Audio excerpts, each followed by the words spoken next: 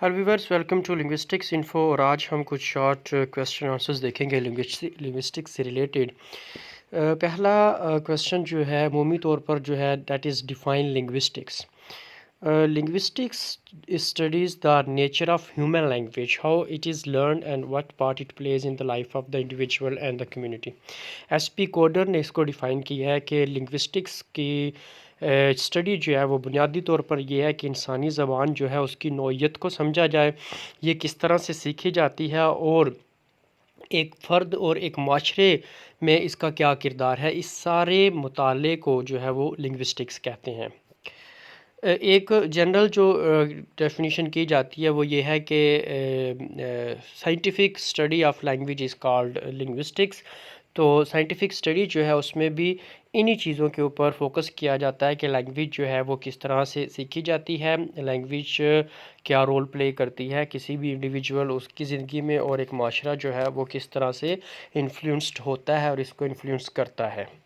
Second question है how linguistics is a science, कि हम कैसे साबित करते हैं कि लिंग्विस्टिक्स जो है वो एक साइंस है। तो देर आर सर्टन करैक्टरिस्टिक्स जिसकी बुनियाद पे हम कह सकते हैं कि लिंग्विस्टिक्स एक साइंस है। तो number one is it is empirical and objective. पहली चीज़ ये है कि ये एम्पिरिकल है, ये साइंटिफिक जो एक मेथड है उसको फॉलो करती है और उसके हिसाब से आगे चलती है, यानी ये एक्सपेरिमेंटेशन पे और हाइपोथेसिस जो है उस पर बिलीव करती है। जो वही जो एक सेम तरीक़ाकार हमें साइंटिफिक मेथड जो है उसमें नज़र आता है वही इसमें अप्लाई किया जाता है। और ऑब्जेक्टिव है, फैक्ट्स जो है उसके हिसाब से बात करती है, इसमें किसी भी एक इंडिविजुअल की मर्ज़ी शामिल नहीं होती, कोई सब्जेक्टिविटी इसमें नहीं आ सकती। Next it's explanation of language is based on observation of language phenomena, यानी ये पहला एक किसी भी साइंटिफिक मेथड का जो पहला एलिमेंट है दैट इज़ ऑब्जर्वेशन। तो ये जो भी ऑब्जर्वेशन करती है लैंग्वेज फिनोमिना के हवाले से, जितने भी लैंग्वेज के मज़ाहिर हैं उसको देखती है, तो उसकी ऑब्जर्वेशन को एक्सप्लेनेशन देती है। और फिर explanations are reliable and reasonable, ये किसी भी एक रिसर्च जो है उसके लिए बुनियादी चीज़ होती है। और जब उसको हम साइंटिफिक मेथड के थ्रू करें, एम्पिरिकली करें, तो फिर इसमें ये चीज़ें आती हैं। इस वजह से लिंग्विस्टिक्स एक साइंस है कि वो क्या करती है कि उसकी जितनी भी रिसर्च होती है, उसकी जितनी भी स्टडीज़ हैं वो रिलायबल होती हैं और रीज़नेबल होती हैं, लॉजिक को जो है वो अपील करने वाली होती हैं, बेबुनियाद चीज़ें नहीं होती, फैक्ट्स के साथ जो है वो बात की जाती है। थर्ड है what are the methods of observation used in empirical sciences. ये कि जो ये एम्पिरिकल साइंसेस हैं, तजर्बाती जो साइंस है, उसमें जो तरीक़ाकार है स्टडी का, कौन सी अप्रोच या मेथड उसमें इस्तेमाल होता है। In empirical sciences the methods of observation and experimentation are known as inductive method है, कि इसमें जो तरीक़ाकार है, यानी कि हम साइंसी तजर्बाती साइंस में जो तरीक़ाकार इस्तेमाल मुताले के लिए वो इंडक्टिव प्रोसीजर होता है। इंडक्टिव प्रोसीजर क्या होता है? This means that phenomena are observed and data is collected without any preconceived idea, यानी इसमें किसी किस्म का कोई हमें थ्योरेटिकल बैकग्राउंड अवेलेबल नहीं होता, हमें कोई आइडिया नहीं होता, कोई हमारे पास थ्योरी नहीं होती जिसको हमने टेस्ट करना है, हम कोई हाइपोथेसिस जो है वो नहीं बिल्ड करते, प्री कंसीव्ड आइडियाज़ जो हैं उसके बगैर चलते हैं। And after the data is studied some theories formulated, और उसके बाद थेरी जो है वो बनती है, मुरतब की जाती है इंडक्टिव प्रोसीजर में। What are methods of observation used in tradition, यानी रवायती जो तरीक़ाकार था वो क्या था।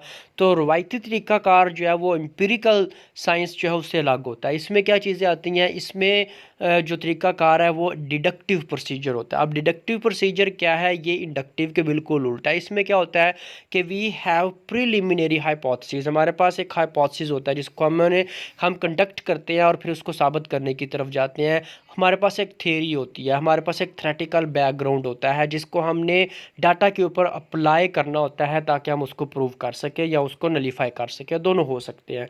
हाइपोथेसिस रिजेक्ट भी हो सकता है, हाइपोथेसिस एक्सेप्ट भी हो सकता है। Then what approaches do linguists follow while studying language, के लैंग्वेज को स्टडी करते हुए वो कौन से तरीक़ाकार अपनाते हैं। तो पहला तरीका जो है वो डिस्क्रिप्टिव है। डिस्क्रिप्टिव मतलब to study the structure of language, कि वो लैंग्वेज की साख्त का मुताला करेंगे, उसको डिस्क्राइब कर देंगे। दैन कंपैरेटिव है, इसमें दो लैंग्वेजेस यानी लैंग्वेजेस जो होती हैं उनके दरमियान कंपैरिजन किया जाता है। और फिर हिस्टोरिकल है। हिस्टोरिकल ये कि किसी भी ज़बान की तारीख़ जो है उसके इर्तका को वो कैसे पैदा हुई, एवोल्यूशन कैसे हुई उसकी, कैसे ग्रो की, कैसे डेवलपमेंट हुई, ये हिस्टोरिकल जो अप्रोच है उसमें लैंग्वेज का मुताला किया जाता है। What does phonology the level of linguistics study, तो जो लेवल है, ये जो लेवल है फोनोलॉजी, ये फोकस करता है on smallest unit of sound in language, के ज़बान में जो आवाज़ है उसके सबसे छोटा जो यूनिट है जिसको हम फिनीम बोलते हैं, उसकी स्टडी जो है वो फोनोलॉजी की स्टडी होती है। फिनीम को उर्दू में सोतिया बोलते हैं, सोत से यानी आवाज़ से जो है वो इसको ड्राइव किया गया है। Linguistic rules at this level describe how sounds are pronounced in various context, के मुख्तलिफ सूरत हाल में जो आवाज़ है उसको कैसे प्रोड्यूस किया जाता है, इसकी डिस्क्रिप्शन जो है वो फोनोलॉजी करती है। मॉर्फोलॉजी की स्टडी क्या है? मॉर्फोलॉजी स्टडीज़ मॉर्फीम, और morpheme the smallest unit of meaning in language है। ग्रामर के हवाले से जब हम इसकी बात करते हैं तो ये स्मॉलेस्ट यूनिट है जो मीनिंग रखता है। Rules of morphology focus on how words are structured, ये सादा लफ्ज़ों में भी कहते हैं कि मॉर्फोलॉजी जो है वो वर्ड फॉर्मेशन की स्टडी कहलाती है। सिंटैक्स की स्टडी क्या है? ये लार्जेस्ट लेवल है स्ट्रक्चर के हवाले से।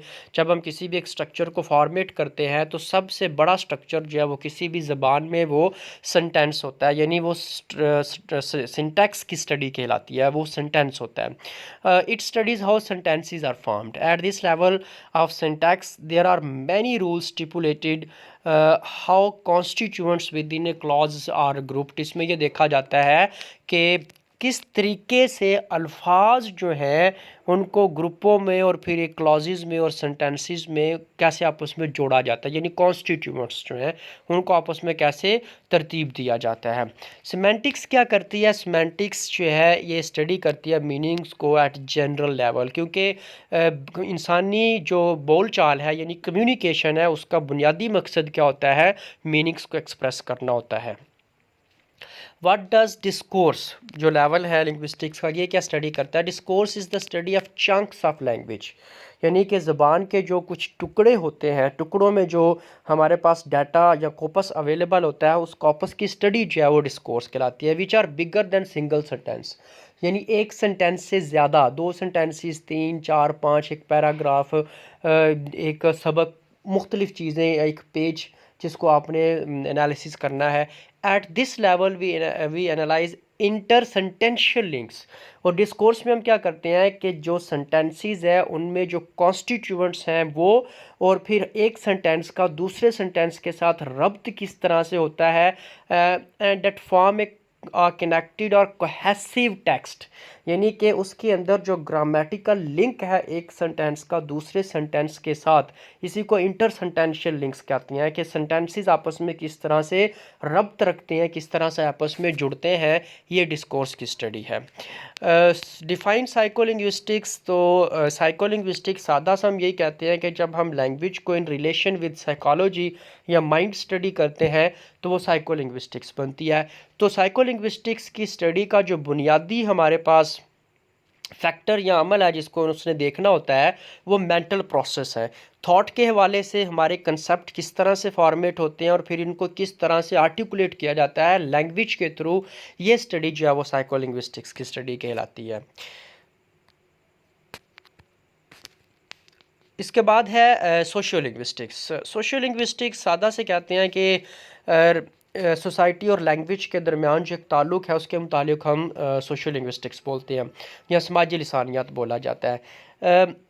सोशियोलिंग्विस्टिक्स is the study of language in society. It is primarily concerned with type of accents people use, के लोग किस तरह से मुख्तलिफ लहजे इस्तेमाल करते हैं। Most importantly the reason why they choose to use one rather than the other, कि वो एक वैरायटी को दूसरी वैरायटी पर तरजीह क्यों देते हैं, कौन से फैक्टर है जिसकी बुनियाद पर वो एक सेटिंग में एक वैरायटी यूज़ करते हैं और जैसे ही डोमेन या सेटिंग बदलती है वो दूसरी वैरायटी पे आ जाते हैं या दूसरी लैंग्वेज पे आ जाते हैं। Grammatical structure and types of vocabulary are also of interest here, कि ये भी देखा जाता है कि मुख्तलिफ सिचुएशन में किस तरह के लफ्ज़ जो हैं इस तरह की वोकैबुलरी इस्तेमाल की जाती है। डिफाइन डिग्लोसिया, डिग्लोसिया जो है वो एक ऐसी लिंग्विस्टिक सिचुएशन को बोलते हैं जिसमें एक लैंग्वेज की दो वैरायटीज़ जो हैं वो इस्तेमाल की जाती हैं अकॉर्डिंग टू द कॉन्टेक्स्ट। या फिर ऐसा होता है कि अगर सोसाइटी बाइलिंगुअल है तो वहाँ पर दो लैंग्वेजेस होंगी, तो डिफरेंट सिचुएशन के हिसाब से जो दो लैंग्वेजेस है उसको किस सिचुएशन पे कौन सी लैंग्वेज इस्तेमाल की जाती है। तो यानी एक लैंग्वेज की दो varieties according to the situation जब इस्तेमाल की जाएँ तो वो इन्वायरमेंट जो है वो डिग्लोसिक लिंग्विस्टिक इन्वायरमेंट कहलाता है। Diglossia is a type of linguistic situation in which there is a division between two languages और two varieties of language such that one variety the so called high or H variety and the so called low or the L variety. यानी कि एक formal situation में जो variety use करते हैं और एक इनफॉर्मल सिचुएशन में जो वैरायटी यूज़ करते हैं उनके दरमियान जो फ़र्क है वो हाई और लो वैरायटी का, और ये सो कॉल्ड है, यानी कि ये अकॉर्डिंग टू द सिचुएशन या टर्मिनोलॉजी के हवाले से इसको नाम दिए गए हैं। देन है बाइलिंगुअलिज्म। बाइलिंगुअलिज्म हमारे पास ऐसी लिंग्विस्टिक सिचुएशन को बोलते हैं जिसमें दो लैंग्वेजेस जो हैं वो इस्तेमाल की जाती हैं। दुनिया में ज़्यादातर जो हमारे पास सोसाइटीज़ हैं वो बाइलिंगुअल हैं। मल्टीलिंगुअल भी सोसाइटीज़ है, मोनोलिंगुअल कम है। यानी आजकल के दौर के हवाले से देखा जाए तो बाइलिंगुअलिज्म जो है वो तेज़ी से फैल रही है। लैंग्वेज स्प्लिट क्या होता है? ये जो फेनोमिना है लैंग्वेज स्प्लिट का, ये पॉलिटिकल रीजंस जो है उनकी बुनियाद पे होता है। यानी कि एक ही लैंग्वेज जो है उसको सियासी बुनियादों पर दो बना दिया जाता है।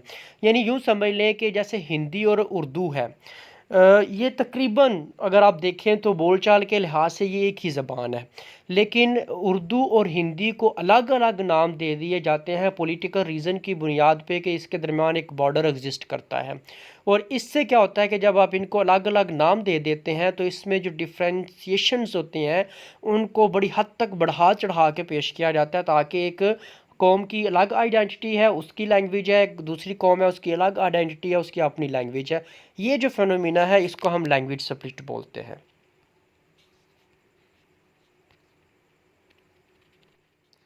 लैंग्वेज प्रिजर्वेशन, लैंग्वेज बहुत सारे मुल्कों में ये चीज़ें हैं कि वहाँ पर अपनी लैंग्वेज को महफूज जो है वो लोग करते हैं, अपनी लैंग्वेज को महफूज बनाया जाता है। उसके लिए क्या करते हैं, उसके लिए ये करते हैं कि वो अपनी लैंग्वेज की प्योरिटी पे तवज्जो देते हैं।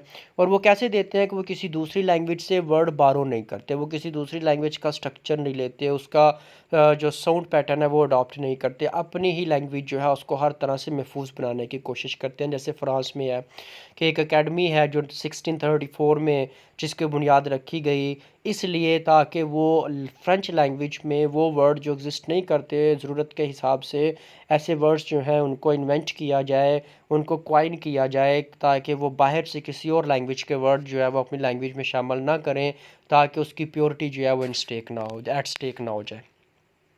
लैंग्वेज डेथ, ये एक ऐसा फिनोमिना है जिसमें लैंग्वेज जो है वो बिल्कुल ख़त्म हो जाती है। वो तब होती है जब उसके स्पीकर जो हैं वो मर जाते हैं, यानी लैंग्वेज जो है वो नो मोर से इस्तेमाल नहीं होती। ज़ाहिर जब स्पीकर नहीं है तो लैंग्वेज नहीं होगी। डेथ तब होती है जब बड़े पैमाने पे जिनोसाइड किया जाए, पूरी नस्ल ख़त्म कर दी जाती है। ये जंग की सूरत में होता है या फिर कोई क्लैमिटी है, कुदरती आफत आ जाती है, उसकी वजह से पूरी की पूरी नस्ल या कबीला ख़त्म हो जाता है और उनके साथ फिर लैंग्वेज जो है